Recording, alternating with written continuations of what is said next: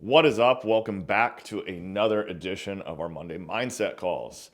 I hope you're starting this week strong and ready to take another step forward as we dive into the new year. This is a really exciting time. There's a lot of positive energy around this time of year.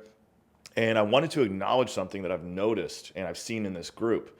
And that is one of the things that we talk about, and I want to expound on it a little bit, and that's a culture of excellence.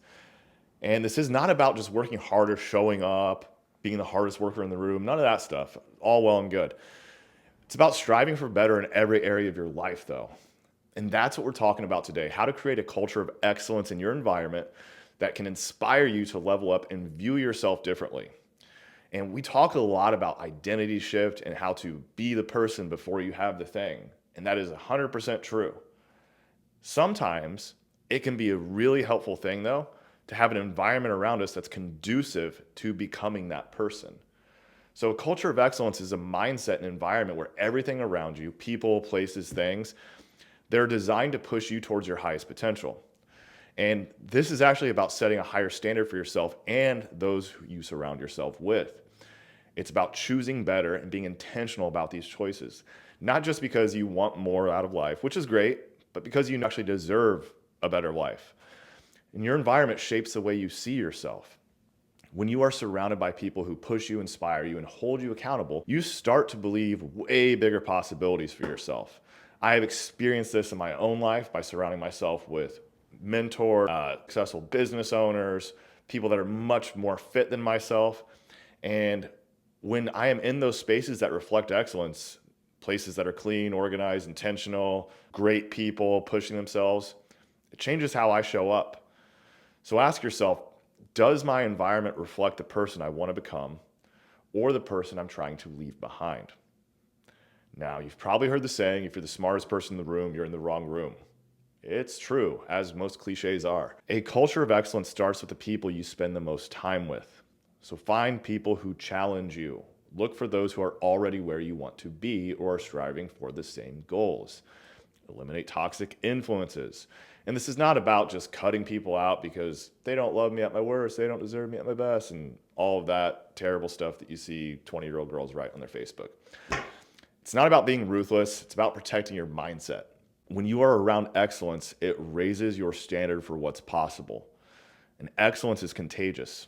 And it's not just about the people, it's also about your physical environment. And excellence in your space reflects excellence in your mindset. So declutter, organize your home, organize your workspace. Have a gym bag that is organized. It should not look like a Foot Locker explodes when you open your bag.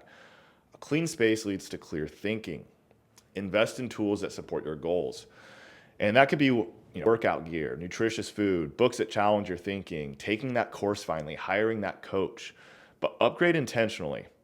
And this isn't just about materialism for the sake of having luxury things. And again, if you like to experience things at a higher level or luxury, that's great. There's nothing wrong with it. And doing that often leads to creating an environment that inspires you to take action. I know when my workspace is immaculate, when wearing nice clothing, my hair looks good, clean shaven, when all those things are true, I show up better. When my Jeep is clean, I show up better. When it's dirty, I feel a little chaotic. So when you surround yourself with excellence, something powerful begins to happen. You start seeing yourself differently. And this is really the secret here. When you begin to see yourself differently, you begin to identify as someone who deserves better, who expects more, and who achieves at a higher level. Excellence becomes not just something you strive for, but a reflection of who you are. This week, I want you to take a hard look at your environment and your circle. Ask yourself, who are the 5 people that I spend the most time with? Are they pushing me towards excellence or are they holding me back? Does my environment inspire me to take action or does it keep me stuck?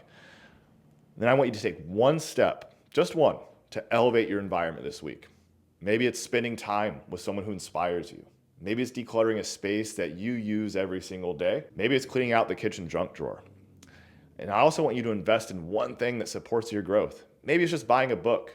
Maybe it is hiring that coach. Maybe it's taking that course. But a culture of excellence isn't something you stumble into. It's something that you create. This does not happen by accident or happenstance. It's about making intentional choices every day to surround yourself with better people, better tools, and better habits.